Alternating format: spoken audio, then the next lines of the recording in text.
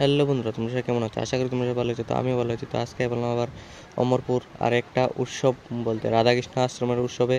তো তো আমি উৎসবে গিয়েছিলাম বন্ধুদের সাথে কিছু ঘোরাঘুরি করার জন্য একটু। তো সেদিন ছিল লাস্ট উৎসব আশ্রমের। তো তোমরা কন্টিনিউ ব্লগটা দেখতে থাকো, তাহলেই বুঝতে পারবা রাধাকৃষ্ণ উৎসবের কীরকম লোকজন হয় আর কীরকম হয় উৎসবটা। তো তোমরা কন্টিনিউ ব্লগটা দেখতে থাকো, এতটুকুই।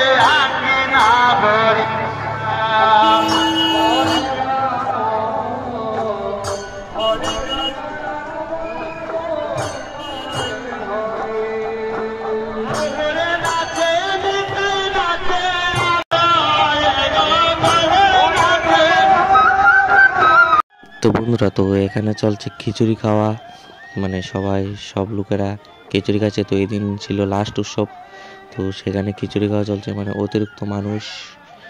আর অপর দিকে চলছে মানে রাধাকৃষ্ণ আশ্রমের কীর্তন।